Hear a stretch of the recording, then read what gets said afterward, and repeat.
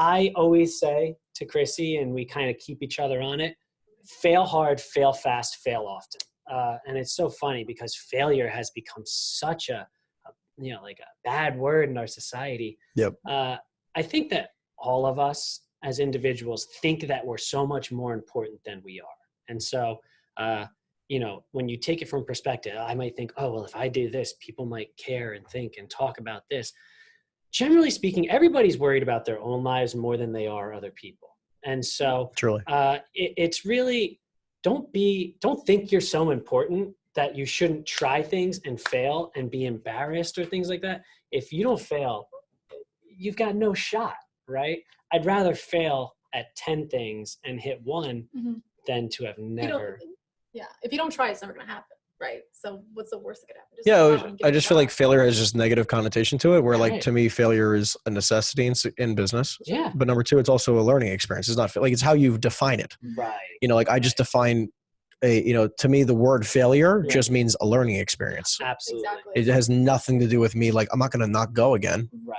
And then you appreciate it so much better when you do get there. Yeah. It's like, so many people think that if you go out for a new career and it doesn't work out, oh my God, my family and my friends, they think I wasn't able to do it. And you think, oh, it could be embarrassing. Maybe you didn't like that career. Maybe you just got to go to the next thing. It doesn't really matter what your family and friends think. It doesn't, on most things at least.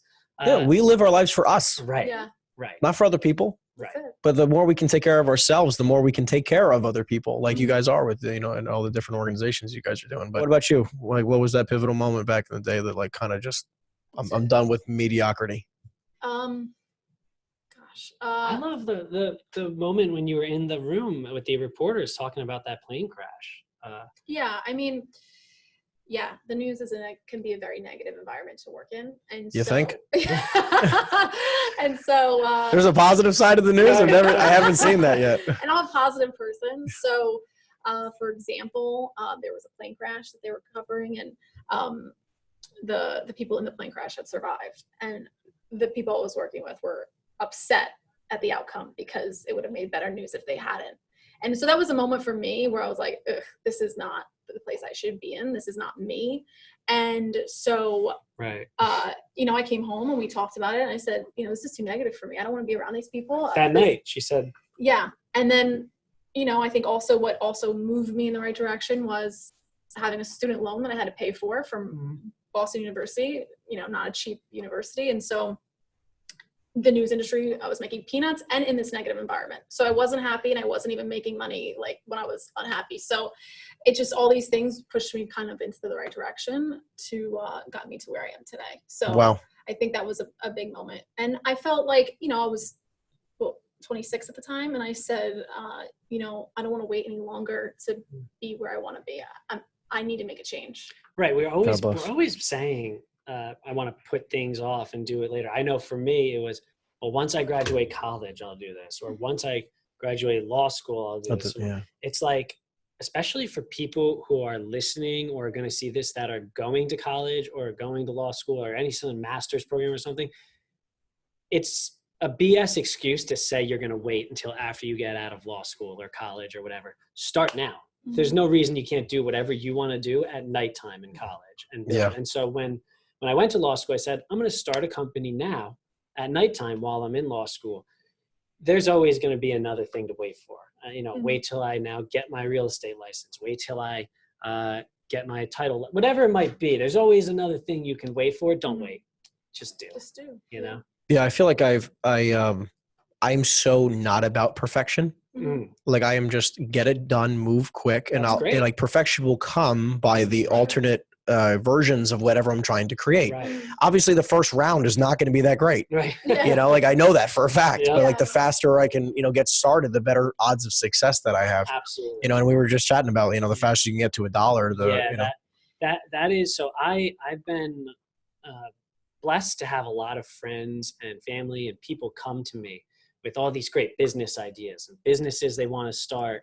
And I always give the same advice time and time again.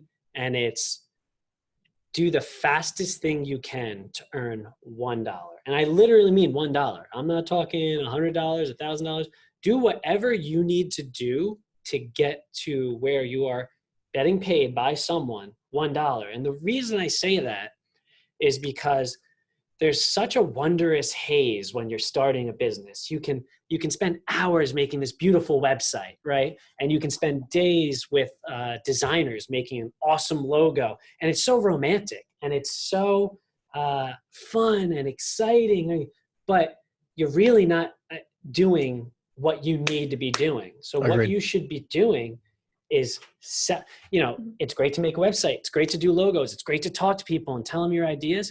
It's a lot better to go out and say to somebody, will you buy this from me? Yes. Or is there value in this? And so I always tell my friends and anyone I talk to, make $1. Literally ask someone to buy your stuff, because you might find it's actually not a great idea. Nobody wants to buy your stuff. Well, everything can sound like a great idea in theory. That's it. Right. Yeah. That's it. But then it's just like bring it to the marketplace and let the marketplace tell you what they really think. There you go. Because I've done it many times, many different companies that we own, and it's fun to make logos and do all that. Mm-hmm. But what's not as fun is dealing with clients and dealing with customers and things like that. You don't have to have a website. I mean, you should have a website, but you don't have to have a website. You don't have to have everything perfect to just get out there. And like you said, don't chase perfection, chase getting it done, get $1. That's really the number one thing I could say for anyone who starts a company, because you might not even like that company. Well, think about like how everything has started, like these massive organizations that are here today. Mm-hmm. Like Amazon wasn't what they are today. Imagine if he waited to make it perfect. Right, yeah. I mean, it's just insane. I mean, there was no, it was barely a website. I mean, again, he was one of the first websites out there, but it was like selling books, and it was the ugliest website in the world. But what it's turned into is only turned into because it's just reiteration. Right. So yeah, I mean, I agree where it's like, especially if you're getting into sales or small businesses, which we'll talk about in just a second, because really you guys are like the king and queen of small businesses right now. Whereas it's like, it really is speed to lead, speed to money, where it's just like, and one thing I heard was just when you start a company, it truly is just as fast as you can go from idea to dollar. Mm-hmm. Right. That really can prove your success or not very quickly. Yeah. It's just the people who can do it the fastest typically will do the best, because it's like so many people again just chase perfection, chase the system, chase the operational back end when they didn't even sell the product and no one even knows if they want it. Right. Yeah. Right. Exactly. It's almost a combination of fear and just our society. Yeah. It says you got to wait and do this the right way. No, just get out there. Sure. Literally.